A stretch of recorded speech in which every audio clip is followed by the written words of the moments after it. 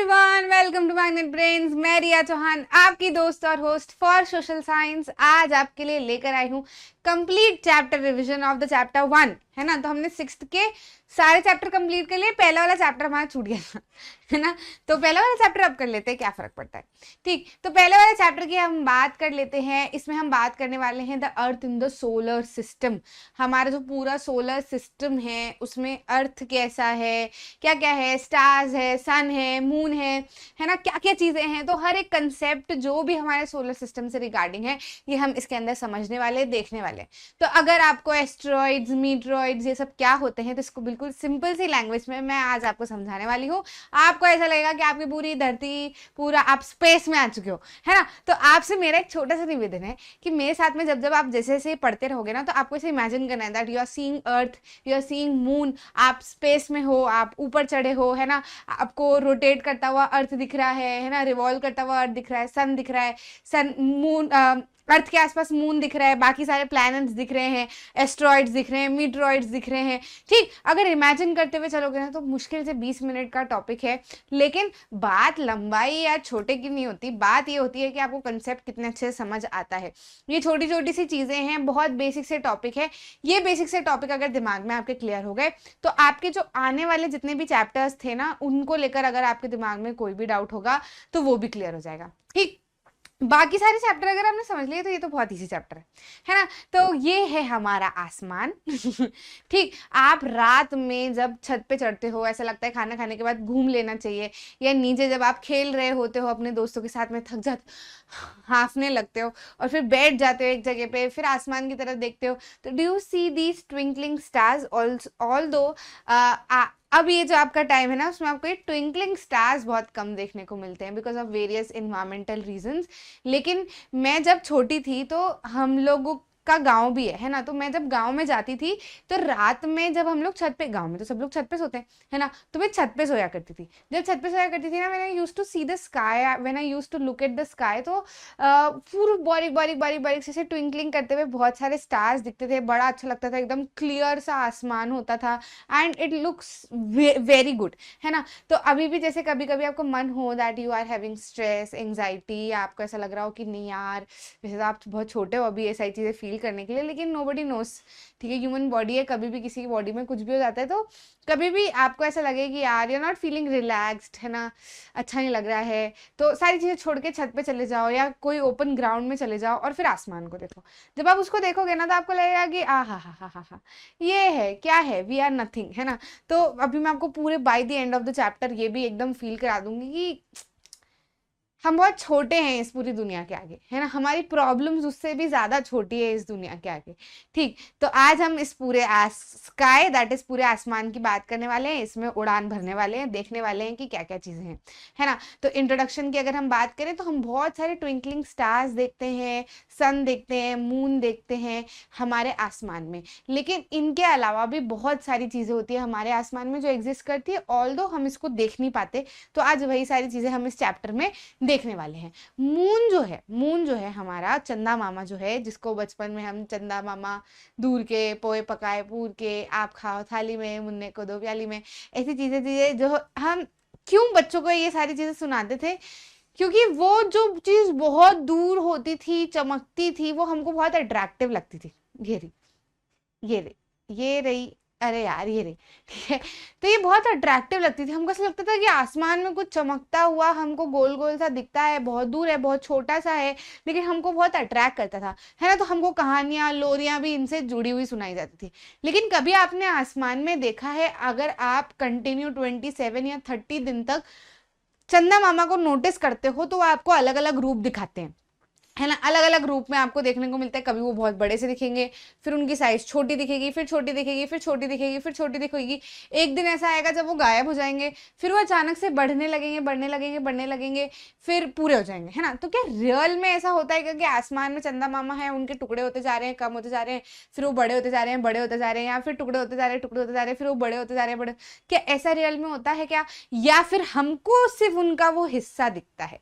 बिल्कुल सही, हमको विद इन 27 डेज या 30 डेज, हम अगर एक महीने का इंटरवल लें, तो हमको चंदा मामा तो आसमान में पूरे ही एग्जिस्ट कर रहे हैं, उनके कोई टुकड़े नहीं हो रहे, ना ही वो गायब हो रहे हैं, वो वहीं पे हैं। लेकिन हम क्योंकि पृथ्वी पे रहते हैं, तो हमको कभी उनका कुछ हिस्सा दिखता है, कभी हमको वो पूरे दिखते हैं, कभी हमको वो आधे दिखते हैं, कभी हमको वो बिल्कुल नहीं दिखते, है ना। तो हम इसको क्या कहते हैं, कुछ फेजेस को हम कहते हैं पूर्णिमा और कुछ फेजेस को हम कहते हैं अमावस्या, है ना। जिस दिन चंदा मामा पूरी तरीके से हमको दिखते हैं, उस दिन अगर आप देखोगे तो वो पूरे दिखते हैं हमको गोल, कभी कभी ऑरेंज ऑरेंज भी दिखते हैं ना, और आसमान में बहुत उजाला होता है, ठीक, और बहुत बड़े से दिखते हैं। तो उस दिन को क्या कहा जाता है, पूर्णिमा कहा जाता है। पूर्णिमा शब्द कहाँ से आया, पूर्णिमा कम्स फ्रॉम द वर्ड पूर्ण। पूर्ण मतलब क्या, पूरा, फुल, है ना। तो इसको इंग्लिश में फुल मून भी कहा जाता है, ठीक। अभी मैं आपको फेजेस ऑफ मून पूरे बताऊंगी, क्यों हमको आधे दिखते हैं, क्यों हमको पूरे दिखते हैं। बाकी जो मेन दो फेजेस हैं वो होती है पूर्णिमा और अमावस्या। किसी दिन पूरे दिखते हैं, जिस दिन पूरे दिखते हैं उसको हम पूर्णिमा कहते हैं। फिर वो कम होते होते होते होते एक दिन ऐसा आता है जिस दिन वो गायब हो जाते हैं, और फिर अगले दिन से आपको थोड़ा थोड़ा सा हिस्सा उनका दिखने लगता है। तो जिस दिन वो गायब हो जाते हैं उस दिन उनको न्यू मून कहा जाता है, मतलब नए चंदा मामा आएंगे मतलब फिर से जो है वो चंदा मामा अगले दिन से हमको दिखने लगेंगे, है ना। तो उसको क्या कहा जाता है, अमावस्या कहा जाता है, क्योंकि उस दिन चंदा मामा हमको रात में दिखते नहीं है, तो उनका उजाला भी हमारे तक ज्यादा आता नहीं है। तो यूजुअली अंधेरे अंधेरे वाली रात वो हमको लगती है ना। तो moon appears at different times in different shapes and at different position. Moon जो है चंदा मामा, ये हमको अलग अलग समय पे अलग अलग जगह पर, आप देखते हो कभी ऐसे बच्चों ना, आप ये चीज करते होंगे, मैं तो करती थी कि ना, मैं दौड़ लगाती थी और फिर मेरे को ऐसा लगता था कि चंदा मामा मेरे पीछे आ रहे हैं, तो यार चंदा मामा तो मेरे पीछे घूमते रहते हैं, जहां जाती हूँ वहीं मेरे पीछे घूमते रहते हैं। तो क्या वो आपके पीछे घूमते रहते हैं? फिर आप देखोगे कि वो तो आपके दोस्त के पीछे भी घूमते रहते हैं। फिर वो दोस्त देखेगा कि वो तो उसके मम्मी पापा के भी पीछे घूमते रहते हैं। तो क्या चंदा मामा सबके पीछे घूमते रहते हैं? चंदा मामा बहुत दूर है ना, तो वो सबको दिखते हैं जब चंदा मामा बहुत दूर है तो वो पूरी पृथ्वी को विजिबल है, वो सभी लोगों को दिखते हैं, सभी की आंख में दिखते हैं, क्योंकि वो बहुत ज्यादा दूर है और बीच में कोई ट्रैफिक नहीं है है ना, बीच में खुला आसमान है, तो फिर वो सभी लोगों को दिखेंगे। तो अब आप भले कहीं से कहीं भी जा रहे हो, वो आपको विजिबल रहेंगे ही रहेंगे। ऐसा नहीं है कि आपके पीछे जा रहे हैं या उनके पीछे जा रहे हैं या फिर बहुत सारे मून हमारे पास में है, ऐसा नहीं है। अगर ऐसे सवाल किसी के दिमाग में है तो उसको निकाल देना, है ना। चंदा मामा, अर्थ के पास में एक ही चंदा मामा है ना। अब क्योंकि अर्थ और चंदा मामा के बीच में कोई ट्रैफिक नहीं है, यानी कि खुला आसमान है, तो चंदा मामा हमको विजिबल तो होते हैं, लेकिन क्योंकि वो बहुत दूर है तो फिर वो सभी लोगों को विजिबल होते हैं, है ना। मतलब ऐसा नहीं है, वो काफी बड़े भी हैं प्लस दूर भी हैं, है ना। तो हम लोगों को, सभी लोगों को दिखते रहते हैं, ठीक। फुल मून नाइट और पूर्णिमा कब होता है? The full moon seen only one about months time, महीने में एक बार फुल मून हमको दिखता है। एंड न्यू मून और अमावस्या you can watch the night sky best provided it's clear, ठीक है। अब पूर्णिमा जो है ना वो आपको महीने में एक बार आती है, अमावस्या भी महीने में एक बार आती है, यानी कि महीने के 15 दिन में पूर्णिमा आ जाती है और फिर उसी के 15 दिन में जो है वो अमावस्या आती है। फिर वो बढ़ते फिर पूर्णिमा आती है, फिर वो घटते फिर अमावस्या आती है। तो ये वाला जो पूरा इंटरवल है, जो पूरी साइकिल है, इसमें कितना समय लगता है? 27 दिन का समय लगता है। या इसको बहुत अच्छे से अगर समझा जाए तो why can't we see the moon and those bright shining stars during the day time? ये भी एक बड़ा सवाल है कि ये जो मून है, ये जो शाइनिंग स्टार्स है, ये हमको दिन में क्यों नहीं दिखते, सिर्फ रात में क्यों दिखते हैं?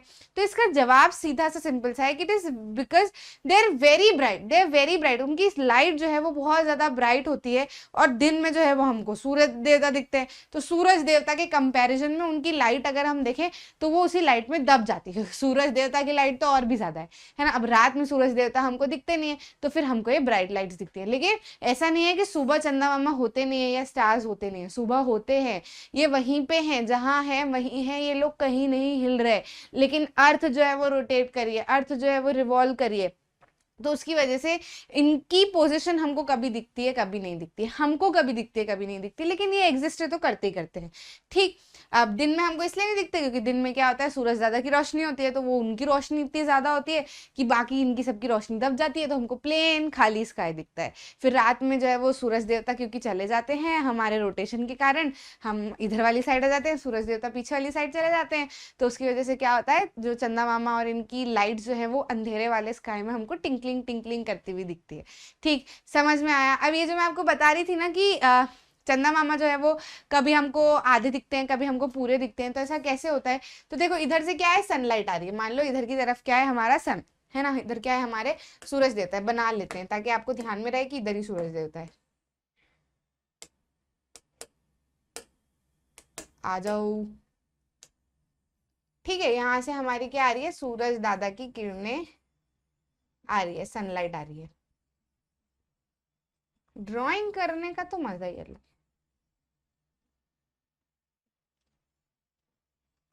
ठीक है, ये क्या है हमारे सूरज दादा, एकदम क्लियर दिख रहे हैं यार, एकदम सूरज दादा जैसे।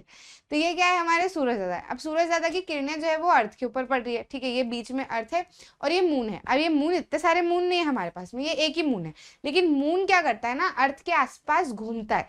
ठीक है, अर्थ जो है वो सन के आसपास घूमती है और अर्थ के आसपास मून घूमता है, कुछ इस तरीके से। जैसे अर्थ सन के आसपास घूमती है ना, वैसे ही मून अर्थ के आसपास घूमता है। अभी मैं आपको एक जिफ बताऊंगी जिससे आपको क्लियर हो जाएगा। वो जिफ पहले बता दूं क्या, सूरज दादा चले जाएंगे फिर, चलो जाने दो सूरज दादा को। जिफ पहले मैं बताती हूँ तो आपको ये थोड़ा सा क्लियर होगा। किधर लगाया था मैंने, इधर कहीं पे था, ये रहा, है ना। जैसे आप देख रहे हो ये सन है, ठीक है, ये अर्थ है और अर्थ के आसपास छोटी सी गोली ऐसे गोल गोल गोल गोल घूमते हुए दिख रही है, तो बस वो क्या है, मून है।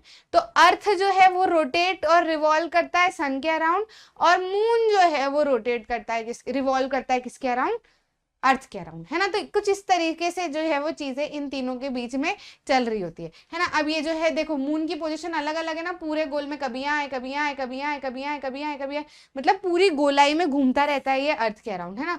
तो जब ये अर्थ के अराउंड घूमता है तो जाहिर सी बात है इसके ऊपर, जैसे अर्थ के ऊपर अलग अलग तरीके की रोशनी पड़ती है, हमने पढ़ा है ना, अर्थ के ऊपर कैसे रोशनी पड़ती है कि जैसे ये सन है इधर की तरफ, या समझ लो आप सन हो, है ना, और मैं अर्थ हूं, तो अब आपकी सन की रोशनी जो है वो मेरे इधर वाले हिस्से पे आएगी, तो ये वाले हिस्से पे मैं हूं, लेकिन अर्थ तो क्या करता है, रोटेट भी कर रहा होता है ना। तो अब इधर की तरफ धूप है, फिर अर्थ रोटेट करेगा तो इधर की तरफ धूप आएगी, फिर रोटेट करेगा तो इधर की तरफ धूप आएगी, फिर रोटेट करेगा तो इधर आएगी, फिर रोटेट करेगा तो इधर आएगी, कुछ इस तरीके से धूप जो है आएगी। तो जिधर की तरफ धूप आ रही है वहां तो धूप है, लेकिन जिधर की तरफ धूप नहीं आ रही यानी कि पीछे की तरफ, वहां क्या है, अंधेरा है, दैट इज रात है।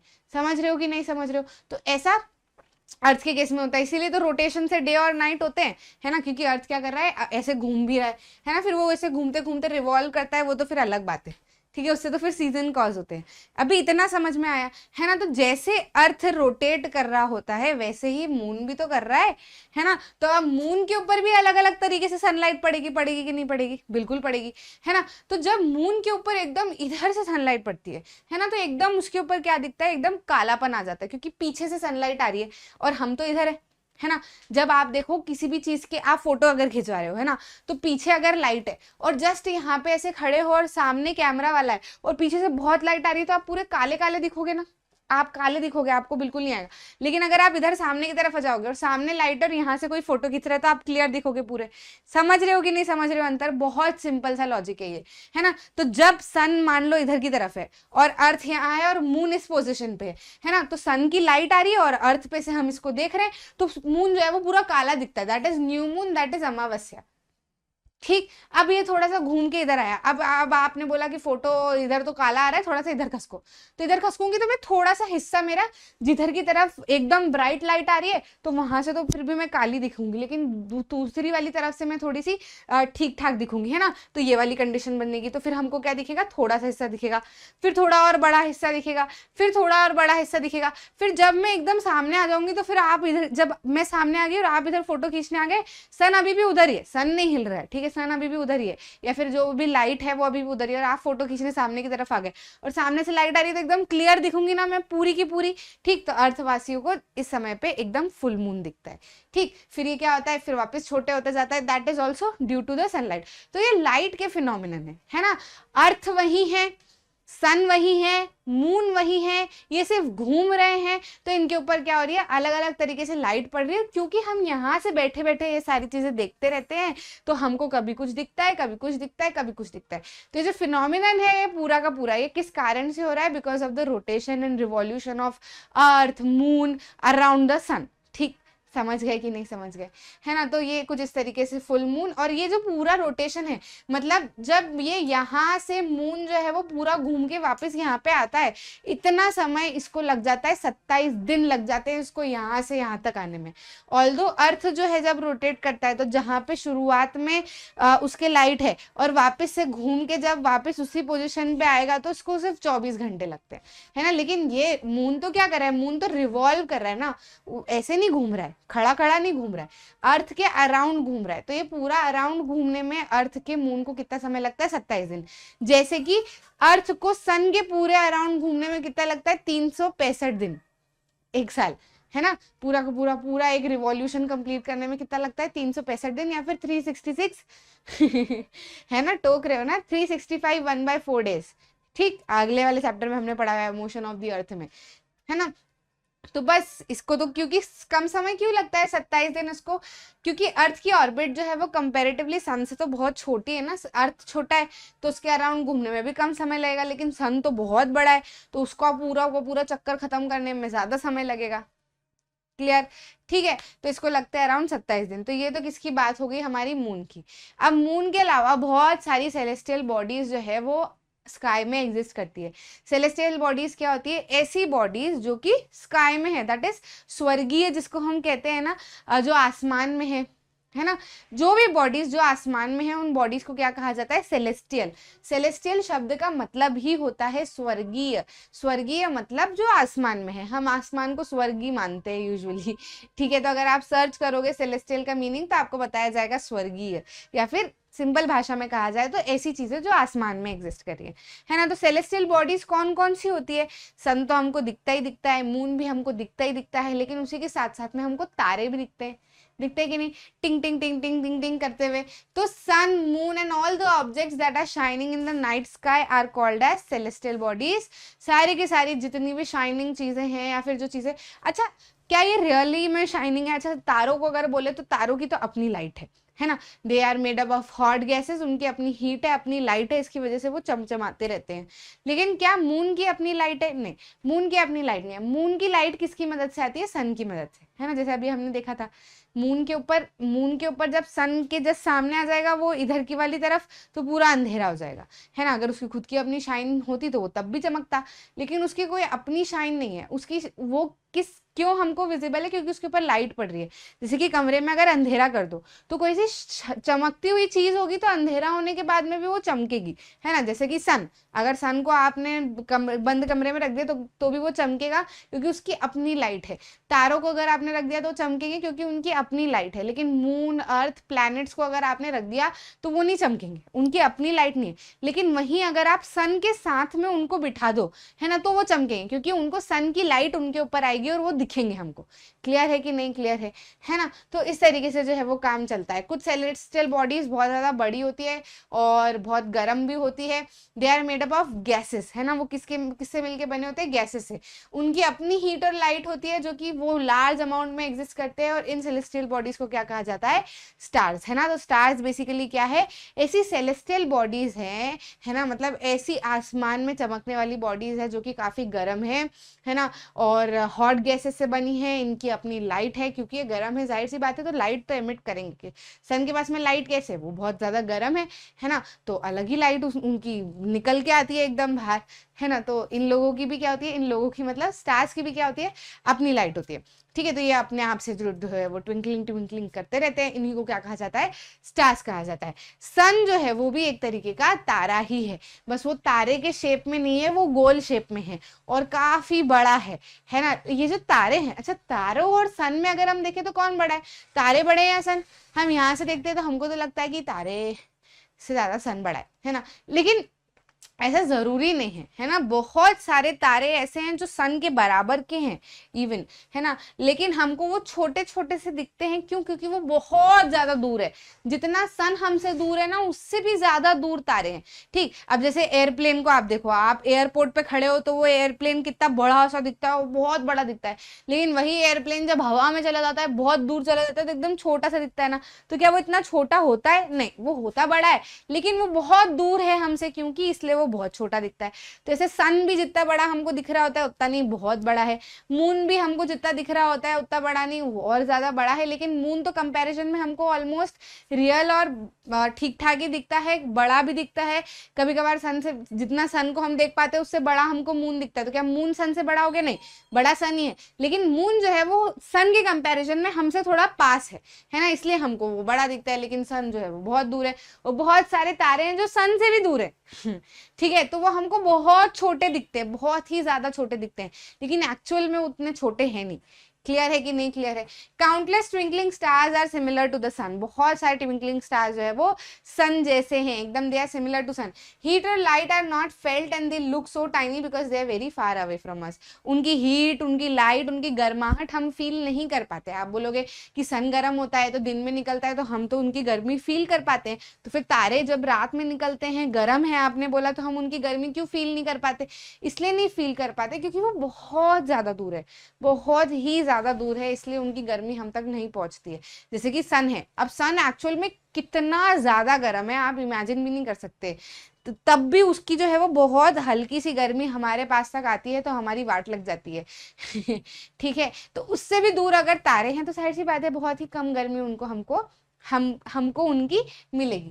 क्लियर है कि नहीं? तो ऐसे तारों की बात हो गई। सेलेस्टियल बॉडीज में अगर हम स्टार्स की और फर्दर बात करें तो तारों की मदद से डायरेक्शन भी निकाली जाती है, या फिर तारे जो है वो कुछ डिस्टेंस पे बैठे होते हैं, है ना, जैसे कि आप और आपके दोस्त हैं, ठीक, आप और आपके दोस्त है वो एग्जाम है, आपने सोच लिया कि मैं यहाँ बैठूंगा, तू वहाँ बैठना, तू वहाँ बैठना, तू वहाँ बैठना, अपन सारी एग्जाम में ऐसे ही बैठेंगे, या फिर क्लास में अपन सारी क्लासेस में ऐसे ही बैठेंगे, हम अपना अरेंजमेंट ऐसे जमा लेते हैं ना, ऐसे तारों का भी अपना अरेंजमेंट है ना, तो ऐसा अरेंजमेंट, बहुत सारे अरेंजमेंट ऐसे जो फिक्स्ड है, Ursa Major, Ursa Minor, big bear जिसको भी कहा जाता है ना, सप्तऋषि, ओरियन, है ना, ऐसे बहुत सारे जो है वो कॉन्स्टिलेशंस आपको आसमान में दिखेंगे। ठीक, तो ये कॉन्स्टिलेशन के बारे में अभी हम पढ़ेंगे, लेकिन आप आसमान में एक स्थिर तारा हमेशा देखते हो जो हमेशा चमकता रहता है और उसकी प्लेस भी फिक्स्ड है, वो वहीं रहता है, वो वहां से हिलता नहीं है ना, और वो आपको चमकता हुआ दिखेगा, भले सन हो, मून हो, कोई भी हो, वो रहेगा ही रहेगा वहां पे। उसको क्या कहा जाता है? नॉर्थ स्टार, या फिर पोल स्टार भी उसको कहते हैं, है ना। The north star indicates the north direction, it is also known as pole star. इसकी अपनी एक कहानी है, इसको ध्रुव तारा भी कहा जाता है हिंदी में। ध्रुव तारा क्यों कहा जाता है? अब मे बी आप किसी दूसरे रिलीजन को बिलोंग करते हो तो आप इस चीज में मानो या ना मानो, बाकी ये कहानियां हैं, है ना, ठीक है, आप इसको कहानी की तरह भी ले सकते हो। अब ये रियल में हुई है नहीं हुई है दैट नोबडी नोस, बाकी माना तो जाता है कि हाँ ये एक्चुअल कहानी है, ठीक है, लेकिन अगर आप को इसको धर्म से नहीं जोड़ना है तो आप कहानी की तरह से भी इसको सुन सकते हो। ठीक, तो ऐसा माना जाता था कि जब विष्णु भगवान ऊपर मतलब उनके मतलब विष्णु धाम में जब वो वास करते रहते थे तो धरती पे बहुत सारे ऐसे उनके भक्त हुए, है ना, उनके भक्त हुए जिन्होंने उनकी बहुत ज्यादा भक्ति की। ठीक, अब भक्ति की तो फिर भगवान को प्रसन्न होकर उनसे मिलने आना ही पड़ता था। ठीक, तो ऐसे एक छोटा बच्चा था ध्रुव। ठीक, तो ध्रुव का जन्म हुआ तो ध्रुव के जो पिताजी थे उनकी 2 पत्नियां थी। जाओ भाई, अभी तुम्हारा काम नहीं है। ध्रुव के पिताजी जो थे उनकी 2 पत्नियां थी, ठीक है, तो दूसरी जो वाइफ थी ना उनकी, वो थोड़ी सी तेज थी, वो चाहती थी कि उनके बेटे को ही सारा राजपाट मिले, है ना, लेकिन ध्रुव की जो मम्मी थी वो काफी सीधी सादी थी, समझदार थी, उनको राजपाट से कोई लोभ नहीं था, लेकिन ध्रुव से उनको बहुत प्यार था। अब ध्रुव के पिताजी के पास में 2 पत्नियां और दोनों पत्नियों के अपने अपने बच्चे, एक का बेटा ध्रुव और एक का बेटे का कुछ और नाम था।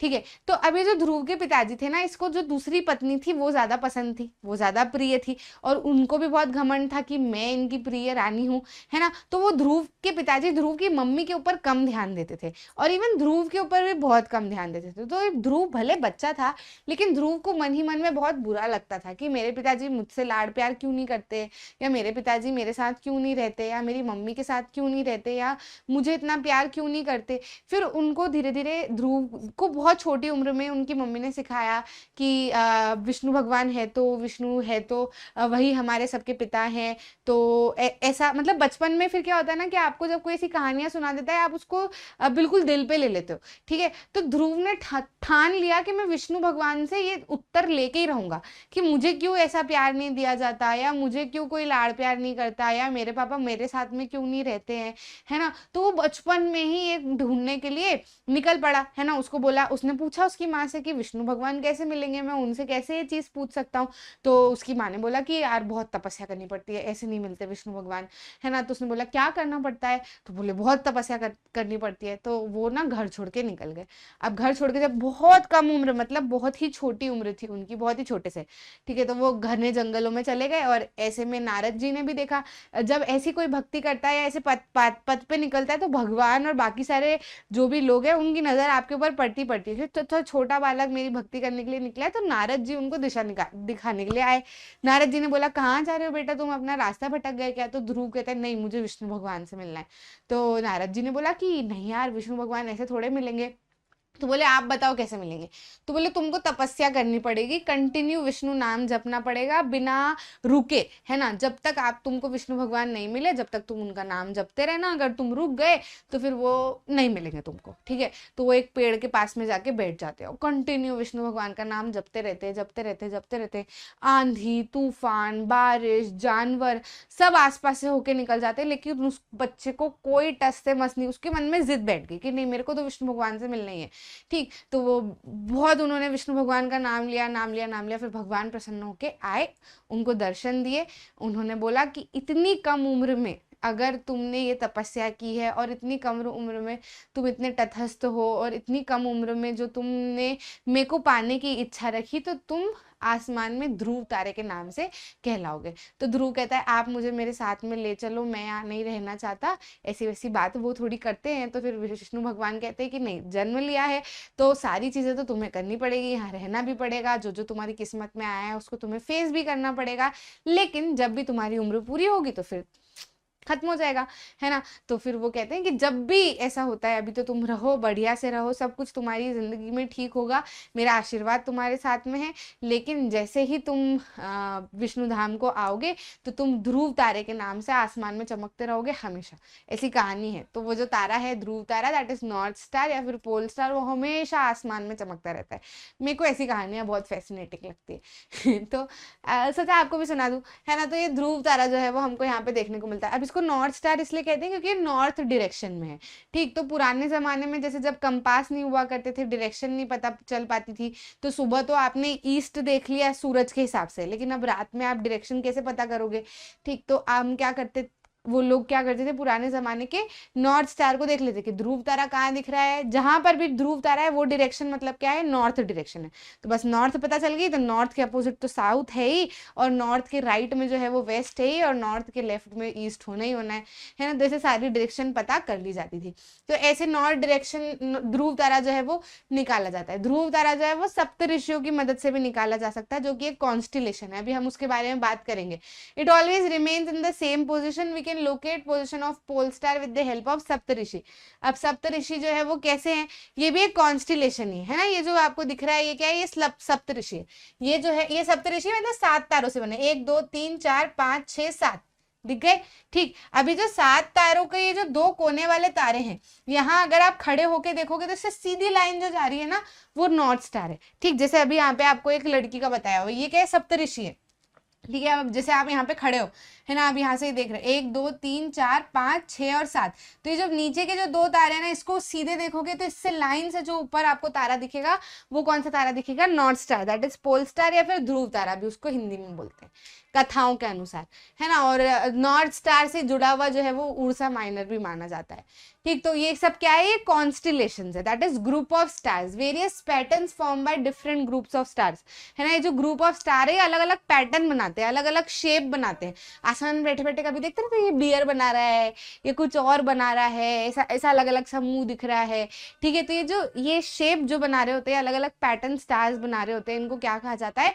कॉन्स्टिलेशन कहा जाता है। उर्सा मेजर और big bear is one such constellation, है ना। बिग बियर जैसा जो कॉन्स्टिलेशन होता है उसको उर्सा मेजर भी कहा जाता है। सप्त ऋषि, दैट इज 7, सप्त मतलब 7, ऋषि मतलब सेजेस, है ना। तो ये सप्त ऋषियों की भी अपनी एक कहानी है। जो सप्त ऋषि थे वो सती माता की कहानी सुनिए, बहुत लंबी सारी कहानियां हैं, किसी दिन बैठ के सुनाऊंगी, आना मेरे घर खाना खाने।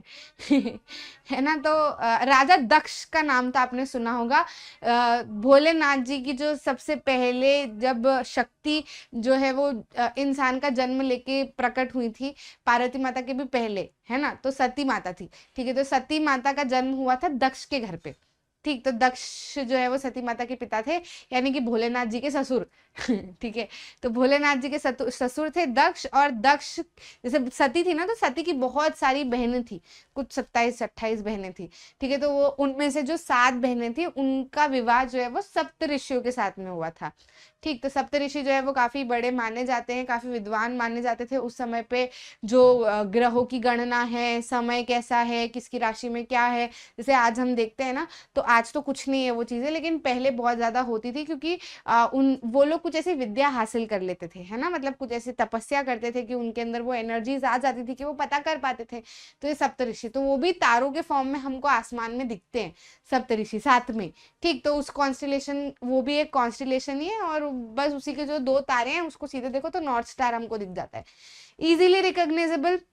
सप्तऋषि को आप आसानी से आसमान में देख सकते हो, ग्रुप ऑफ 7 स्टार्स हैं, they form of part of Ursa Major constellation. Ursa Major constellation का ही एक हिस्सा है, दैट इज बिग बियर का ही एक हिस्सा है। क्लियर है, समझ में आया कि नहीं, बताना। आज आसमान में जाना और देखना ये सारे कॉन्स्टिलेशन रात में कहीं फॉर्म होते हुए अगर दिखे तो वापस कमेंट्स में आना और मेरे को बताना कि हाँ आज हमने नॉर्थ स्टार देखा है मैडम, आज हमने उर्सा मेजर देखा है, उर्सा माइनर देखा है, या फिर सप्तऋषि आज हम देख के आए। ठीक है, पक्के से मेरे को कमेंट्स में दिखना चाहिए। अगर ये चीजें ऑब्जर्व करने की है, सराहने की है, आसमान मतलब जो भी रचनाएं हैं धरती की, या फिर जो भी रचनाएं हैं यूनिवर्सेस की, उसको देखना, उसको विजुअलाइज करना। ठीक है, मतलब ये एक अलग ही अनुभव होता है, और जो हमें करना चाहिए हमारी लाइफ में। ठीक, मतलब ऐसा नहीं आए सो रहे हैं उठ रहे हैं सुसु पॉटी जा रहे हैं फिर वापस सो जा रहे हैं, ऐसा जीवन नहीं जीना है। अपने को सारी चीजें फील करनी है। ठीक, एक एक चीज देखनी है, आए हैं तो सब देख के जाओ। ठीक, चले जाएंगे एक दिन फिर वापस। अब ऐसे ही जो है वो हमको आसमान में क्या दिखते हैं, प्लैनेट्स भी दिखते हैं। प्लैनेट्स क्या होते हैं, some celestial bodies do not have their own heat and light. जिन सेलेस्टियल बॉडीज की अपनी हीट और लाइट थी उनको हमने क्या बोला, तारे, है ना। लेकिन तारों के अलावा भी और भी चीजें हैं जो कि एग्जिस्ट करती है हमारे स्काई में, दैट इज प्लैनेट। जैसे कि अर्थ क्या है, एक प्लैनेट है, तो अर्थ के जैसे ही और भी बहुत सारे प्लैनेट है जो कि सन के अराउंड घूमते रहते हैं। हम अर्थ की क्यों हमेशा बात करते हैं, कुछ खास लगा, बिल्कुल रहते हैं हम अर्थ पे, तो अर्थ के बारे में बात करते हैं। लेकिन अर्थ के अलावा जो है और भी दूसरे प्लैनेट्स हैं जो कि स्काई में एग्जिस्ट करते हैं, सन के अराउंड रिवॉल्व करते हैं। वो भी जैसे अर्थ रिवॉल्व करता है ना अपनी ऑर्बिट में, वैसे ही दूसरे प्लैनेट्स भी अपनी ऑर्बिट में रिवॉल्व करते हैं। यहाँ पे एक ये रहा, ठीक है, ये पिक्चर आपको दिख रही है ना, ये क्या है, सन है। ठीक है, अब जो सबसे पास में है उसकी सबसे छोटी ऑर्बिट होगी। ठीक है, उसका रास्ता जो है वो सबसे छोटा होगा सन के आसपास घूमने के लिए, वो कौन सा है, मर्क्यूरी। फिर उसके बाद दूसरे नंबर पे वीनस, फिर है अर्थ, मार्स, जुपिटर, सैटर्न, यूरेनस और नेपट्यून। ठीक है, ये सारे के सारे प्लैनेट जो है वो सन के अराउंड रिवॉल्व करते हैं। कुछ इस तरीके से ये ऊपर से रियल इमेज दिखती है, लेकिन हम क्या करते हैं, क्योंकि हमको एक लाइन से इनको देखना होता है, एक लाइन से इनकी स्टडी करनी होती है सब कुछ, तो हम यूजुअली ऐसी इमेज हम देखते हैं, तो हम आधा हिस्सा देख रहे होते हैं। ऊपर से अगर हम देखेंगे तो सन का जो है वो अपना एक पूरा हिस्सा है। ठीक है, और ये जो है ये ऑर्बिट भी कंप्लीट होती है उधर होके, जैसे कि इधर कंप्लीट हो रही है ये वाली पिक्चर में। तो ये क्या है, पाथ है। जैसे कि अर्थ को अगर सन के अराउंड घूमना है तो वो एक रास्ते पे ही घूमेगा, वही फिक्स्ड पाथ है जिसके ऊपर घूमेगा। ऐसा नहीं कभी उधर चले जा रहा है कभी इधर आ जा रहा है, ऐसा नहीं, वो गोल रास्ता, इलिप्टिकल रास्ता है उसका जिसके ऊपर वो क्या करता है, घूमता है। तो वैसे ही बाकी सारे प्लैनेट जो है वो भी सन के अराउंड एक फिक्स्ड पाथ में घूमते हैं, जिसको क्या कहा जाता है, ऑर्बिट। अब ये रियल में ऐसी लाइन आसमान में बनी नहीं हुई है ना, ये एक इमेजिनरी लाइन है, आपको दिखाने के लिए, स्टडी करने के लिए हम ये लाइन बना लेते हैं, लेकिन ये बिना लाइन के ही वहां पर इस पाथ में घूम रहे होते हैं। ठीक है, इनको जरूरत नहीं है उस लाइन की। जो सन का अट्रैक्शन है इनसे, वो कुछ होता ही इस तरीके से है कि वो इसी पाथ में घूमते रहते हैं। ठीक, तो सबसे पास में जो है वो मर्क्यूरी है, फिर वीनस है, फिर अर्थ है ना। जैसे कि ये वाली इमेज में अगर हम देखें तो सन के पास Mercury, Venus, Earth, Mars, Jupiter, Saturn, Uranus, Neptune, ऐसे सारे सारे अलग अलग डिस्टेंस पे सन के पास में दिखते हैं। ये क्या कहलाते हैं? प्लैनेट्स कहलाते हैं। ठीक, some celestial bodies do not have their own heat and light, they are lit by the light of stars. जो आसमान में तारे हैं, जो तारा जो है, सन भी एक तरीके का तारा ही है, अभी हमने पढ़ा। तो सन की लाइट, तारों की लाइट से ही ये चमकते, मतलब इनके ऊपर ये लाइट पड़ती है तो ये हमको दिख पाते हैं। Such bodies are called planets. ये जो वर्ड प्लैनेट है, it comes from the Greek word planete which means wanderers. Wanderers मतलब घुमक्कड़ मतलब अगर आप ऐसा कोई देखोगे कि जो बिना ऐसे ही घूमता रहता है, घूमता ही रहता है, घूमता ही रहता है, तो हम उसको क्या कहते हैं? घूमना मतलब गोल गोल घूमना नहीं, घूमना मतलब रबड़ना, मतलब कभी कहाँ जा रहा है, कभी कहाँ जा रहा है, मतलब घूम ही रहा है, स्थिर नहीं है। ठीक है, एक जगह पे टिकता नहीं है, कभी दोस्त के यहाँ चला गया, कभी वहां चला गया, कभी कहीं घूमने चले गया, कभी कहीं घूमने चले गया। एमलेसली जो घूम रहा है, बस घूम ही रहा है कहीं ना कहीं, उसको क्या कहा जाता है? वैंडरर कहा जाता है। तो ये planet word it comes from Greek word planete. Greek में प्लैंटे का मतलब वैंडरर होता है। ठीक है, तो ये प्लैनेट उससे आया, क्योंकि ये भी देखो एमलेसली घूम ही रहे हैं, कोई मकसद है इनका, कहीं पहुंचना है इनको, घूमना है, बस घूम रहे हैं ये ठीक है। तो Earth is a planet, it gets all its heat and light from the sun which is our nearest star. Earth भी एक तरीके का प्लैनेट है जिसको हीट और लाइट सन से मिलती है, और सन जो है वो हमारा नियरेस्ट स्टार है। ठीक, द सन एट, अभी तो आपने मैडम बोला था कि मून ज्यादा पास है सन से, तो फिर नियरेस्ट स्टार तो मून होना चाहिए, सन कैसे हो गया? ये सवाल आया क्या? तो बेटा सन स्टार है, मून स्टार नहीं है, मून एक सैटेलाइट है ठीक है, अभी बताऊंगी उसके बारे में भी। सन जो है वो स्टार है, स्टार स्टार है, बाकी मून स्टार नहीं है, ये दिमाग में रखना। Sun, 8 planet, satellite and some other celestial bodies known as asteroids and meteoroids from the solar system. ये सन, ये सारे प्लैनेट, ये जो सारे तारे हैं, बीच में एस्ट्रॉइड और मीटरॉइड्स भी होते हैं जिसके बारे में हम आगे बात करेंगे, सब मिलके क्या बनाते हैं? सोलर सिस्टम बनाते हैं। अब ये सोलर सिस्टम वर्ड जो है ये कहाँ से आया है? ठीक, तो ये जो सोल शब्द है, सोल शब्द है, इसका मतलब होता है सन गॉड। क्या होता है? Sun god. ठीक है, मतलब सूर्य देव, है ना।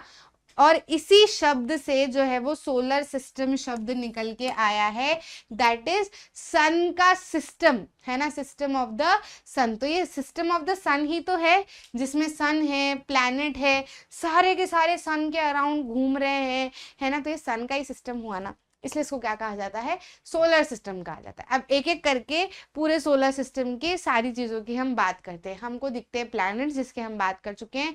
सन, सन जो है वो सबसे बड़ा स्टार है, is the centre of solar system. Solar system के सेंटर में लोकेटेड होता है, एकदम बर्निंग सा ऐसा हमको सन देखने को मिलता है। It is huge and made up of extremely hot gases, बहुत ज्यादा हॉट गैसेस से बना हुआ है। अब कुछ चीजें हमने अज्यूम किया, कुछ चीजें साइंटिस्ट ने निकाली, लेकिन सन तक कोई जा नहीं पाया है उसका कंपोजिशन देखने, जा भी नहीं सकता है, इतना गर्म है। मतलब वहां से कहाँ है ये, अर्थ से कितनी दूरी पे है, कितनी ज्यादा दूरी पे है, फिर भी जो है वो हमको इसकी हीट फील होती है।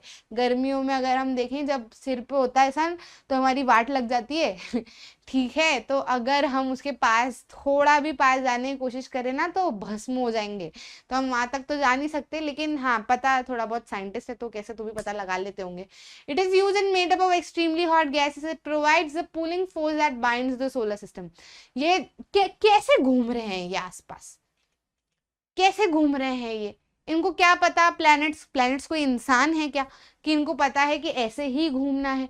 क्या प्लैनेट्स की आंख नाक कान है क्या कि इनको पता है कि सन के आसपास ही घूमना है? क्या ये कुछ फील कर पाते हैं? नहीं, ये तो पत्थरों से बने। तो फिर ये सन ऐसा क्या है जो ये सन के अराउंड घूम रहे हैं? अब साइंटिस्ट तो कुछ भी बोले, साइंटिस्ट तो कुछ भी बोले, लेकिन सच में अगर एक रियलिस्टिक चीज बताऊं ना तो हर चीज का जवाब नहीं है। साइंस सारी चीजों के ऊपर भी एक शक्ति है जो इन सारी चीजों को कंट्रोल कर रही होती है, आप मानो या ना मानो। ठीक है, अब मान लो इसका जवाब हमने निकाल लिया कि सन जो है वो इनको कहीं ना कहीं अट्रैक्ट करता है, इन प्लैनेट्स को, तो ये घूम रहे होते हैं इसके आसपास। पर इनको लेकर कौन आया है यहाँ पे? कौन इनको लेकर आया? सन को कौन लेकर आया? कौन लेकर आया बताओ? कहीं से तो आया होगा सन भी। सन के मतलब सिर्फ सिर्फ सन और ये सोलर सिस्टम ही दुनिया नहीं है, इसके बाहर भी ये जो पूरा सोलर सिस्टम है ये एक बहुत बड़ी Galaxy that is milky way Galaxy में एग्जिस्ट करता है। और मिल्की वे गैलेक्सी भी एक अलग गैलेक्सी, अकेली गैलेक्सी नहीं है, उसके जैसी पता नहीं कितनी गैलेक्सियां हैं आसमान में। तो अगर मैं यहाँ खड़ी आपके सामने आपको दो शब्द कह रही हूँ तो पूरे यूनिवर्स के आगे मैं एक एटम बराबर भी नहीं हूँ, मतलब मैं तुच्छ हूँ।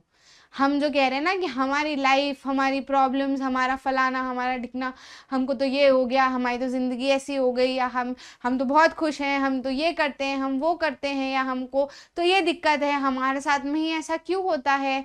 We are nothing in front of this universe, we are zero, कुछ नहीं है हम, मतलब कुछ भी नहीं है हम। सोचो ना आप, कितना बड़ा सन है, कितने सारे प्लैनेट्स है, कितनी बड़ी पृथ्वी है। सिर्फ पृथ्वी की आप क्या बात करो, कुछ 15-16 मंजिल ऊपर की गैलरी में से अगर आप देखोगे ना तो आपको कीड़े मकोड़े जैसे दिखेंगी, ये गाड़ियां, ये घर, ये लोग, सब कुछ। तो सोचो हम रियल में कितने छोटे हैं इस पूरे यूनिवर्स के आगे। ये यूनिवर्स जो है कहीं ना कहीं किसी चीज से बाइंड है जो हमें नहीं पता है, या फिर हमारे पेरेंट्स जो हमारे ग्रंथ हमको सिखाने की कोशिश करते हैं, भले आप कोई भी रिलीजन को फॉलो करते हो, doesn't matter, but there is one single power that is controlling entire thing, जिसके बारे में हम नहीं जानते, हम सिर्फ उसको महसूस ही कर सकते हैं। कभी हम पावरफुल महसूस करते हैं, कभी हम सैड महसूस करते हैं, कभी हम बहुत ही एक्सट्रीम दिक्कतें झेलने के बाद में भी उससे बाहर आ जाते हैं और एकदम पावरफुल रूप से बाहर आते हैं। तो ऐसा क्या है कि हम में इतनी शक्तियां आ जाती है? The power that we get from the universe, that one thing that is existing in the universe that is controlling us, everyone। ठीक, तो वो मानो या ना मानो वो तो है ना। बाकी साइंस जो है वो कहता है कि सन जो है वो इनको अट्रैक्ट कर रहा है और इसके कारण से ये सारे के सारे घूम रहे हैं। ठीक, उसके बाद में अगर हम बात करें तो यही we often call it solar system. And sun में अगर हम देखें तो सन जो है वो ultimate source of heat and light है फॉर द सोलर सिस्टम। पूरे सोलर सिस्टम में अगर हीट और लाइट कहीं से जा रही है तो वो सन के द्वारा जा रही है, सन से जा रही है। But that tremendous heat is not felt so much by us because despite being our nearest star it is very far away from us. इतनी ज्यादा हीट है इसके अंदर, लेकिन फिर भी हमको उसका बहुत ही छोटा हिस्सा फील होता है, जो भी हमको बहुत ज्यादा लगता है। ऐसा क्यों? जबकि हम तो बहुत पास है सन के, हम बहुत पास होके भी बहुत दूर है, मतलब दूसरे प्लैनेट के कंपैरिजन में हम पास में हैं, still we are very much far away from the sun. Distance जो है वो बहुत ज्यादा है। The sun is about 150 million kilometre away from the earth. यहाँ से अगर भोपाल जाना है, उज्जैन से भोपाल, 300 किलोमीटर के अराउंड रास्ता लगता है, जो हमको लगता है बहुत दूर है यार, कहाँ आ गए हम। एक कंट्री से दूसरी कंट्री में जाना होता है तो मम्मी पापा की जान निकल रही होती है, हमारी जान निकल रही होती है, कहाँ आ गए हम, इतनी दूर है ये। लेकिन बहुत दूर दूर पे और भी चीजें हैं जो एग्जिस्ट कर रही हैं। पर 150 मिलियन किलोमीटर पे आता है हमारा क्या, sun, that is very much far away from the Earth, है ना। अब ये क्या है, हमारा पूरा सोलर सिस्टम है। सोलर सिस्टम को समझाने के लिए मुझे जरूरी नहीं कुछ इसी तरीके से आगे पीछे घूमते रहते हैं, ये कभी वीनस उधर होता है, कभी अर्थ इधर होता है, कभी मर्क्यूरी इधर होता है, ये अपने अपने हिसाब से अपनी अपनी स्पीड पे घूम रहे हैं, है ना, सन के अराउंड। सबको अलग अलग समय लगता है एक पूरा रिवॉल्यूशन कंप्लीट करने में। अर्थ को जो है वो पूरा ये ऑर्बिट घूमने में, मतलब सन के अराउंड घूमने में 365 1/4 डेज लगते हैं। वही मर्क्यूरी जो है वो महज 88 डेज में ही रिवॉल्यूशन कंप्लीट कर लेता है, क्योंकि जाहिर सी बात है, देखो मर्क्यूरी को कितना छोटा डिस्टेंस झेलना है, मर्क्यूरी सबसे पास में, तो सर्कल कितना छोटा बन रहा है ना, सबसे छोटा सर्कल बन रहा है। फिर उससे बड़ा सर्कल वीनस का बन रहा है, फिर उससे बड़ा सर्कल अर्थ का बन रहा है। तो अर्थ को ये पूरा सर्कल यहाँ से अगर शुरू करा है तो वापस यहीं पे आने में 365 1/4 डेज लगेंगे। लेकिन मर्क्यूरी को यहाँ से शुरू करा है अगर, तो वापस यहीं पे आने में जो है वो सिर्फ 88 डेज ही लगेंगे। अब इनका ऑर्बिट और बड़ा होते जाता है तो इन लोगों को तो बहुत और भी ज्यादा समय लगता है लोग। ठीक, तो क्या है, सन के जस्ट बाजू में है मर्क्यूरी, मर्क्यूरी के बाद है वीनस, फिर है अर्थ, अर्थ के पास में उसका मून है, मार्स है, और मार्स और जुपिटर के बीच में एस्ट्रॉइड बेल्ट आता है।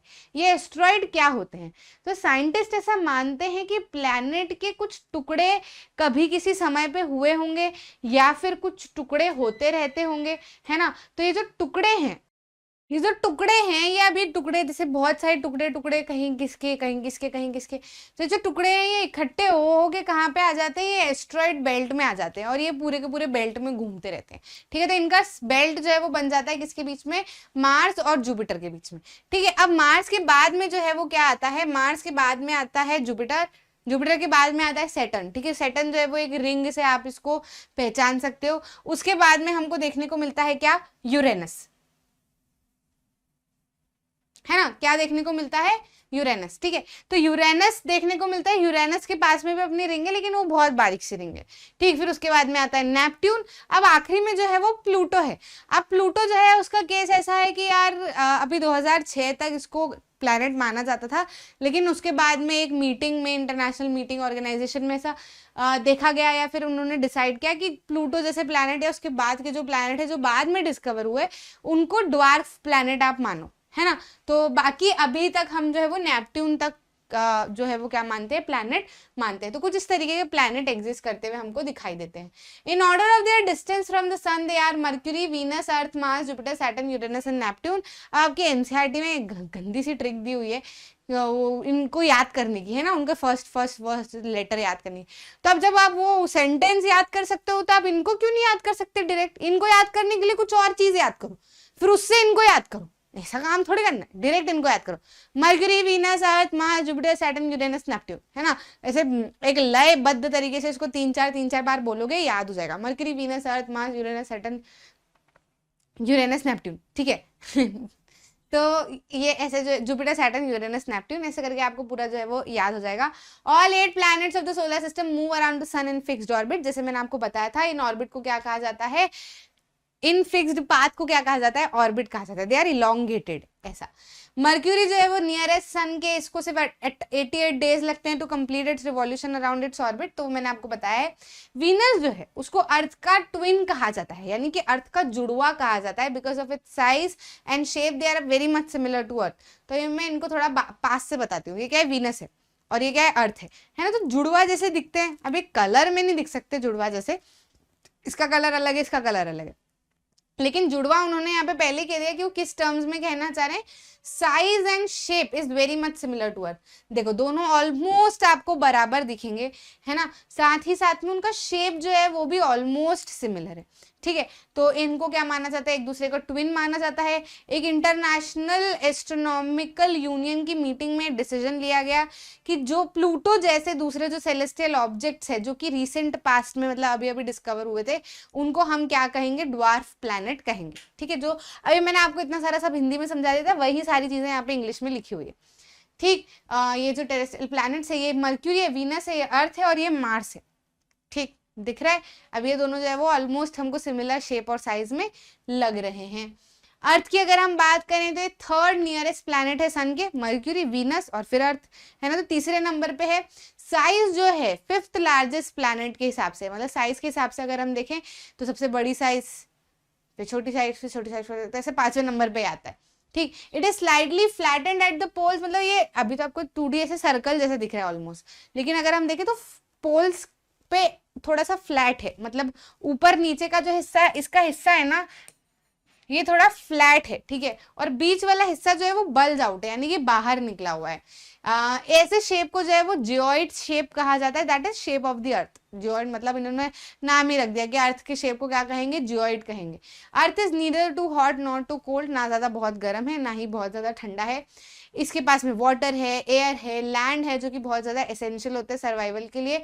एयर जो है, एयर में भी लाइफ सपोर्टिंग गैसेज है, जैसे ऑक्सीजन है।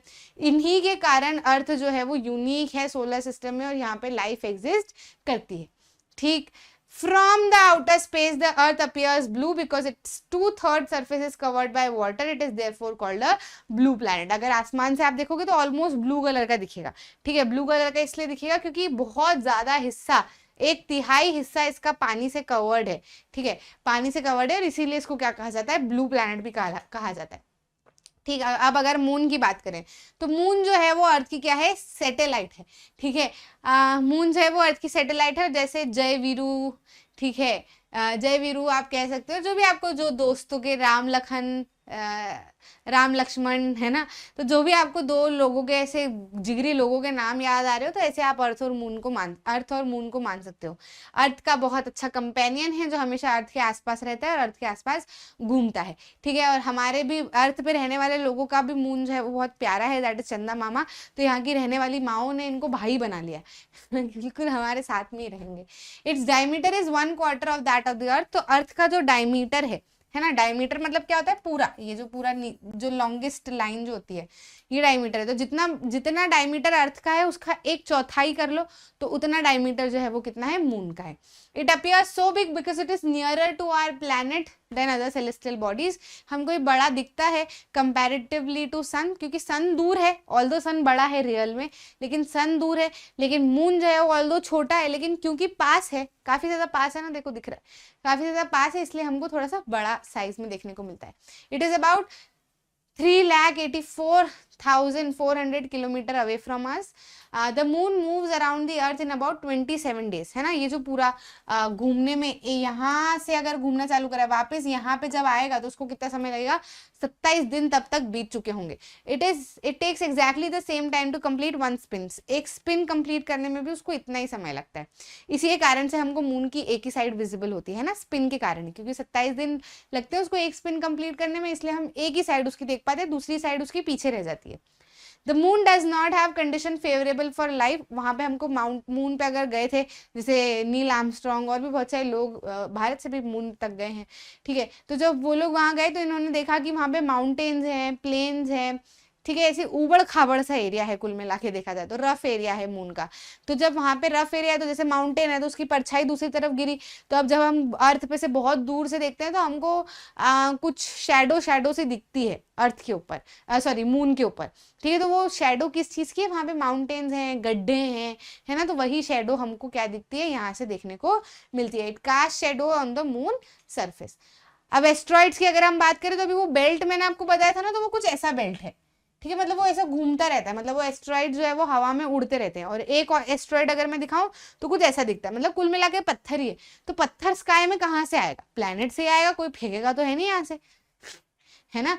जो प्लैनेट है किससे बने, पत्थर से बने। अर्थ क्या है, एक तरीके का पत्थर ही है, ठीक। तो पत्थरों से बने, तो ऐसा साइंटिस्ट ने माना कि ये जो कुछ कुछ प्लैनेट्स के टुकड़े जो हुए होंगे स्काई में किसी किसी कारण से, तो वो सब आके एस्ट्रॉइड बेल्ट में जमा हो जाते हैं, है ना। तो एस्ट्रॉइड जो है वो बहुत ज्यादा, apart from the stars, planet and satellite, there are numerous tiny bodies which also move around the sun, है ना। बहुत सारी छोटी छोटी बॉडीज है जो सन के अराउंड ये भी घूमती रहती है। इन बॉडीज को क्या कहा जाता है, asteroids.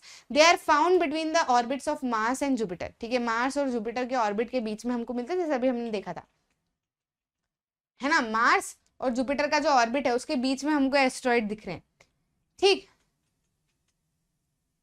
Scientists are of the view that asteroid are part of planet which exploded many years back, है ना। उन planets के हिस्से हैं जो कि बहुत समय पहले या बहुत सालों पहले फूटा गए होंगे आसमान में, तो उनके टुकड़े हो गए, तो वही एस्ट्रॉइड कहलाने लगे। अब मीटरॉइड्स हमको दिखते हैं, तो मीटरॉइड्स क्या है, they are small pieces of rocks that move around the sun, है ना। कुछ और स्मॉल पीसेस ऑफ रॉक भी है जो कि सन के अराउंड घूमते रहते हैं। अब ये जो मीटरॉइड्स होते हैं ना, ये ऐसा होता है कि कई बार घूमते घूमते इनको ऐसा लगता है कि चलो गिर जाते हैं, ठीक है। तो जब ये गिरने वाले होते हैं तो क्योंकि बहुत स्पीड से गिरते हैं, स्पेस में से बहुत स्पीड से निकलते हैं, तो जाहिर सी बात है जब बहुत स्पीड से गिरते हैं तो इनमें आग लग जाती है ना। फ्रिक्शन के कारण, फ्रिक्शन के कारण आग लग जाती है, तो वहां आग लग रही होती है और हम यहाँ से देखते रहते हैं कुछ चमक रहा है ना, तारा है, विश मांगो विश मांगो, करते कि नहीं करते, ऐसा हमको एक सीन देखने को मिलता है आसमान में, ठीक। तो वो जल रहा है बेचारा, वो पत्थर है, जल के आसमान में से गिरा और हम अरे कुछ चमक रहा है, विश मांगते ठीक है। तो हमको वो चमक, देखो कोई सी चीज चमकने के लिए हमको लग रहा है कि वो चीज चमक रही है, लेकिन रियल में वो चीज जल रही है। मतलब एक आप लाइफ की फिलोसफी भी इससे समझ सकते हो, है ना। जब हम अंदर से जल रहे होते हैं, हम तप रहे होते हैं, हम बहुत मेहनत कर रहे होते हैं, हम बहुत संघर्ष कर रहे होते हैं, तो जाहिर सी बात है उससे आगे बढ़ेंगे, हमें चमक लोगों को दिखेगी, हम लोगों को सितारे की तरह नजर आएंगे, लेकिन रियल में हमारी हम ही जान रहे होते हैं, ठीक। तो ये वैसी कंडीशन मीटरॉइड्स की होती है ना। तो देख ये क्या है, ये मीटरॉइड जो है ये अर्थ के पास में आते हैं और कई बार ऐसे गिरने जैसी स्थिति पे हो जाते हैं, कई बार अर्थ के सरफेस पे गिरते भी हैं, है ना। कई बार अर्थ के पास से निकल जाते हैं तो गिर के वहीं के भी पता नहीं स्काई में कुछ कर रहे होते हैं, बाकी कई बार टकरा के अर्थ के सरफेस पे भी गिरते हैं। तो जब गिरते हैं तो उस जगह पे एकदम गड्ढा कर देते हैं, है ना। अगर बिना जले गिरते हैं तो पूरा का पूरा गड्ढा हो जाता है। During this process due to friction with air they get heated up and burn, it causes flash of light, है ना। तो अब ये चमक नहीं रहे हैं कि टिम, ऐसा नहीं हो रहा है, ये जल रहे हैं, ये जल के आ रहे हैं, है ना। तो अब खुले आसमान में कोई चीज जलती हुई निकलेगी तो हमको तो चमकती हुई दिखेगी यहाँ से, हमको क्या पता चल रही है, पर ये रियल में जल रही होती है। ठीक। Sometimes a meteoroid without being completely burn falls on the earth and creates a hollow. कई बार स्पेस में ही रह जाता है, कई बार अर्थ के सरफेस पे गिर भी जाता है और एक गड्ढा बना लेता है। ठीक है, तो भाई ये मीटरॉइड्स हैं, कुछ इस तरीके से गिर रहे होते हैं, है ना। तो हम यहाँ बैठे बैठे सोच रहे होते हैं कि कुछ चमक रहा है, विश मांगते हैं बाकी रियल में जल रहे होते हैं। ठीक। गैलेक्सी, ये जो हमारी अर्थ है, पूरा का पूरा सोलर सिस्टम है, ये एक पूरी की पूरी गैलेक्सी है। कई बार हम पुराने जमाने में, अब तो बहुत कम ऐसा दिखता है, लेकिन आसमान में आप देखोगे तो एक एक गंगा जैसी सफेद कलर की, मतलब एक रिवर जैसी सफेद कलर की लाइट हमको देखने को मिलती है। तो पुराने जमाने में उस चीज को जो है वो आकाश गंगा माना जाता था, क्योंकि हमारे लिए कुछ कुछ भी रिवर जैसा दिखना, हमारे इंडियंस के लिए वो गंगा है ना। तो आकाश गंगा भी कहा जाता था, मतलब आसमान में बहने वाली गंगा, लेकिन वो रियल में जो है वो मिल्की वे गैलेक्सी है। अच्छा, आपको पता है कि अर्थ के पास में जो लाइट है वो सन के कारण आती है, तारे जो है वो सन की लाइट से चमकते हैं। ये सबसे पहले हमें पता चला था, दैट इज आर्यभट्ट, जो कि हमारे देश का ही एक देश के ही एक व्यक्ति थे, है ना। तो काफी बड़े एस्ट्रोनॉमर थे। तो जो लोग ये इनकी स्टडी करते हैं, इन सेलेस्टियल बॉडीज की स्टडी करते हैं, जैसे हमको तो सिर्फ देखना पसंद है कि हाँ वो जल रहा है। अब जैसे हम तो जल रहा है, हम तो कह रहे हैं विश मांगो विश मांगो, वो चमक रहा है ना। लेकिन कुछ लोग होते हैं जिनको एक्साइटमेंट होती है कि चमक रहा है, कैसे चमक रहा है, कहाँ से आ रहा है ना। तो वो एक्साइटमेंट जब वो बहुत ज्यादा हो जाती है, वो एक्साइटमेंट, फिर वो स्टडी करने लगते हैं उन चीजों की, तो वो एस्ट्रोनॉमर कहलाते हैं, है ना। तो ऐसे ही एक एस्ट्रोनॉमर थे काफी बड़े, that is Aryabhata in our country, जिन्होंने बहुत ही ये सन जो अर्थ जो है वो ऑर्बिट में घूमता है, इतना समय लगता है, पाई की वैल्यू 0, ये सारी चीजें जो है वो आर्यभट्ट ने पूरी दुनिया से सबसे पहले ही बता दी थी। ठीक है, ऑल्दो हमारा बहुत ज्यादा एक्सपोजर नहीं था, या फिर हम दुनिया को ये सारी चीजें नहीं बता पाए, लेकिन दुनिया वाले जब यहाँ आए, उन्होंने देखा अरे ये चीज है, तो उन्होंने अपने नाम से ही पूरे दुनिया भर में बांट दी कि हमें पता है, हमें पता है। लेकिन वो शुरुआत जो है वो कहाँ से हुई थी? भारत से हुई थी। We had majestic people, like सच में पूरी दुनिया के हिसाब से अगर भारत में हम देखें तो बहुत ही ज्यादा इंटेलेक्चुअल पीपल थे, क्योंकि हमने ना अर्थ को, ये यूनिवर्स को स्टडी करने की कोशिश की, हमने इसको जानने की कोशिश की और उस हिसाब से रहने की कोशिश की। आज भी अगर आप देखो तो हम वेस्टर्न सीट्स पे जब एक्सक्रीट करने जाते हैं तो अब हमको वेस्टर्न सीट्स चाहिए, लेकिन ये रियल में है। ठीक है, अब वो आप उसको हंसी मजाक के हिसाब से भी ले सकते हो, लेकिन ये रियल है, फैक्ट है। जो हमारी इंडियन सीट्स होती थी, जिसके ऊपर हमको पैर पे जिस पोजीशन में बैठना होता था, वो एक आसन कहलाता है, दैट इज अ योगा का आसन है वो, है ना। उससे आपका जो डाइजेशन सिस्टम है इतना अच्छा होता है कि आपको गैस एसिडिटी वाली प्रॉब्लम जो है वो होती नहीं है। इवन ऐसा माना जाता है कि मॉर्निंग में जब हम सबसे पहला ग्लास ऑफ पानी पीते हैं, तो वो भी हमको उस पोज में बैठ के ही पीना चाहिए, उसकी वजह से हमारी पूरी बॉडी क्लीन हो जाती है। तो हमको हमारी जो लाइफस्टाइल थी वो ये सब फॉर्म ऑफ योगा, लेकिन हमने उस चीज को छोड़ दिया और हम पूरे वेस्टर्न कल्चर की तरफ चले गए। अब वही चीज जब वापस आती है तो हमको ऐसा लगता है अच्छा ऐसा है। तो रियल में जैसे हमारी जो जनरेशन है, हमारा जो यूथ है, वो अब इस चीज के ऊपर काफी ज्यादा रुझान रखता है, उस चीज को समझने की कोशिश करता है। जो बीच वाली जनरेशन पहले की गई ना, इन्होंने सारा काम बिगाड़ दिया था, मतलब पता नहीं क्या ही सब गंदगी मचा दी थी। लेकिन अब हमको रियल में चीजें समझ में आने लगी है कि ये एनवायरमेंट क्या होता है, हम क्यों पेड़ों की पूजा करते थे, है ना, ताकि पेड़ हम बचाएं। जिस चीज की पूजा करें यानी हम उस चीज की रिस्पेक्ट करें, मतलब हम उनको बचाएंगे। हम क्यों नदियों की पूजा करते हैं? हम उस चीज की रिस्पेक्ट करते हैं, यानी हम उनको बचाएंगे, उनको सेव करेंगे। यानी कि क्या, हम पानी को सेव करना चाहते हैं, हम पेड़ पौधों को सेव करना चाहते हैं, है ना, हम हमारे नेचर को सेव करना चाहते हैं। हम झोपड़ियों में रहते थे, हमने कभी पुराने जमाने में हमने बड़ी बड़ी बिल्डिंग्स नहीं बनाई, है ना, हम फॉरेस्ट में ही रहते थे। ठीक है, उन्हीं की चीजें यूज करते थे, फिर वापस से उसी को उगाते थे और उसी को सेव करते थे। क्यों करते थे? हमारे जो ट्राइबल एरियाज है, हमारे जो पुराने नेटिव यहाँ के रहने वाले लोग हैं, वो जंगलों में ही रहते थे, है ना। तो हमारी इवन जो पुरानी कहानियां हैं, रामायण आप देख लो, महाभारत आप देख लो, सब में जंगलों में रहना ही बताया है। क्यों बताया है? ताकि आपको, भले अब आप भौतिक दुनिया में रह रहे हो तो आपको घर वर भी जो है वो सब बनाने पड़ेंगे, लेकिन आप उसकी महत्ता समझो, आप उसका इंपॉर्टेंस समझो कि वो क्यों जरूरी है। हमने ये सारी चीजें छोड़ दी, हम तो एकदम वेस्टर्न कल्चर की तरफ चले गए और हमको ये सारी चीजें समझ ही नहीं आती। फिर हमको ऐसा लगता है हमारे साथ ऐसा क्यों हो रहा है, वैसा क्यों हो रहा है, फलाना ढिकना, हमको सारी चीजें फील होती है। लेकिन रियल में अगर अर्थ का जो कंपोजिशन है, जो नेचर है, जो नेचुरल चीज़ें हैं, जो सारी चीज़ें हैं, अगर उसी के हिसाब से अगर रहा जाए तो आपकी लाइफ में आपको मेजर परिवर्तन देखने को मिलेंगे। शहद जो है वो हमारे यहाँ पर निकाला जाता था। शहद क्यों निकाला जाता था, क्यों खिलाया जाता था? इसीलिए खिलाया जाता था क्योंकि उसका कंपोजिशन जो है वो ऑलमोस्ट ब्लड जैसा होता है। मतलब पूरी दुनिया में, पूरी धरती पे शहद ही एक ऐसी चीज़ है जिसका कंपोजिशन ऑलमोस्ट ब्लड जैसा है। थोड़े से उसमें चेंजेस लेके आओ, ऑलमोस्ट ब्लड ही हो जाएगा। तो अगर आप उसको खाओगे, उसको आप कंज्यूम करोगे तो आपकी इंटेलेक्चुअल हेल्थ बढ़ेगी, है ना। उसके अंदर होता है आयरन, है ना। तो आपकी बॉडी में जब आयरन जा रहा है तो यानी कि क्या हो रहा है, आयरन जा रहा है आपकी बॉडी में और रेड ब्लड सेल्स बन रहे हैं। जितने ज़्यादा रेड ब्लड सेल्स होंगे, जितना ज़्यादा आयरन होगा, उतना ज़्यादा वो ऑक्सीजन कैरी कर पाएगा, उतने अच्छे से आपके ब्रेन तक, आपके हार्ट में, आपके लंग्स में ऑक्सीजन पहुंच पाएगा और आप एकदम एक्टिवली बिहेव करोगे। तो हमने हमेशा नेचुरल चीज़ों को ही खाना, उसके साथ में रहना, उसी की खेती किसानी करना प्रेफर किया था, ताकि हमारी लाइफस्टाइल जो है वो उसी तरीके की रहे। लेकिन फिर हम सारा कुछ भूल गए। लेकिन आज भी अगर आप उन चीज़ों को फिर से दोहराने की कोशिश करो तो वाकई में आपकी लाइफ में आपको बहुत मेजर चेंजेस देखने को मिलेंगे। अब आप देखो, ये किसकी बात हो रही है, गैलेक्सी की बात हो रही है ना। हम जो है वो इस मिल्की वे गैलेक्सी का हिस्सा है। अब ये मिल्की वे गैलेक्सी जो है, सोचो कितनी बड़ी गैलेक्सी है। इसमें कहीं छोटा सा हिस्सा सोलर सिस्टम का है, उसमें कहीं छोटी सी अर्थ है, और उसमें कहीं बहुत ज़्यादा छोटे हम हैं, और उसमें कहीं बहुत ज़्यादा छोटी हमारी परेशानियां हैं।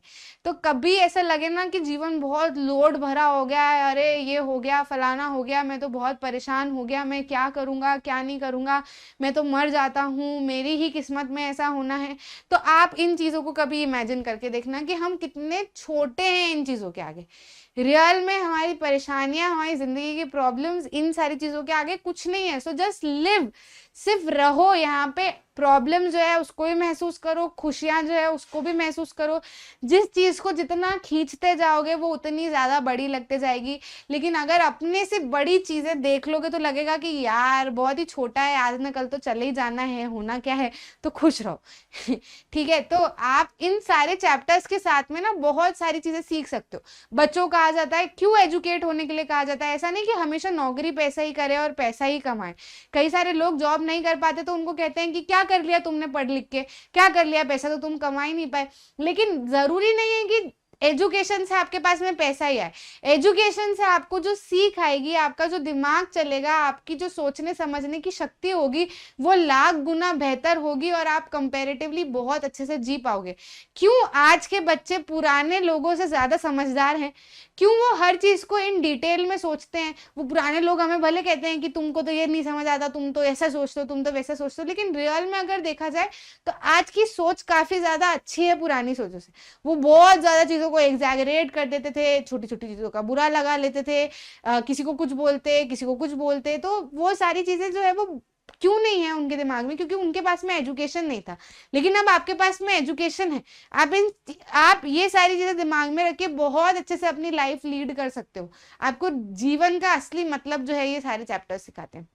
तो सिर्फ ऐसे प्लैनेट्स पढ़ लेना, नाम याद कर लेना, ये सारी चीज़ों से कुछ नहीं होगा। इनका एक रियल मीनिंग जो है उसको समझो अपनी लाइफ में और हिसाब से अपनी लाइफ लीड करो। ठीक है, अब इससे ज़्यादा और प्रवचन मैं आपको नहीं दूंगी। ठीक है, मैग्नेट ब्रेन्स में सारी वीडियोज जो है वो किंडरगार्टन से लेकर 12th तक, NTSC, ओलंपियाड, सब कुछ एकदम फ्री ऑफ कॉस्ट अवेलेबल है, ताकि आप अपनी लाइफ में बहुत कुछ अच्छा कर सको। और अगर अपनी एक्सपेक्टेशन जितना अच्छा नहीं भी कर पाए तो भी शांति सुकून से रह सको, है ना। हम पढ़ाने के साथ साथ में आपको बहुत सारी चीज़ें साथ साथ में सिखाते रहेंगे। तो स्टे चिल, लंबी सांस लो और सब यूनिवर्स पे छोड़ दो। कभी ऐसा लगे ना कि यार बहुत ज्यादा हो रहा है, जैसे 6th क्लास का आई नो वीडियो है, लेकिन कई बार UPSC के बच्चे भी इन चीजों को देखते हैं क्योंकि NCERT है ना।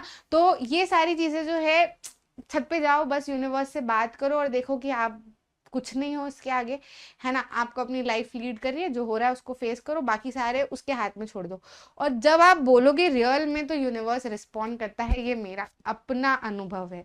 लॉ ऑफ अट्रैक्शन जो कहा जाता है वो इसीलिए कहा जाता है क्योंकि कहीं ना कहीं there is a power that is existing in the universe, जो कि रिलीजन से जुड़ी हुई नहीं है ना, लेकिन है तो एग्जिस्ट तो जरूर कर रही है। तो हमने बना दिए सारे के सारे आडंबर, लेकिन एक पावर है जिससे आप कभी भी बात करोगे, फीलिंग अपनी जाहिर करोगे, बार बार बोलोगे कि ये चीज़ मुझे चाहिए, ये चीज़ होनी चाहिए, ये चीज़ क्यों नहीं है, मतलब जो भी है अपनी बात रखने की कोशिश करोगे, आपको हल्का भी लगेगा और रियल में आपके साथ में वो चीज़ें आपको मिलेगी भी। ठीक है, ट्राई करके देखना। और जो मैंने आपको बताया था ना कॉन्स्टलेशंस वगैरह है, अगर ये आपको दिखते हैं आसमान में तो भी कमेंट्स में आके बताना। ठीक है, मिलते हैं अगले वीडियो में।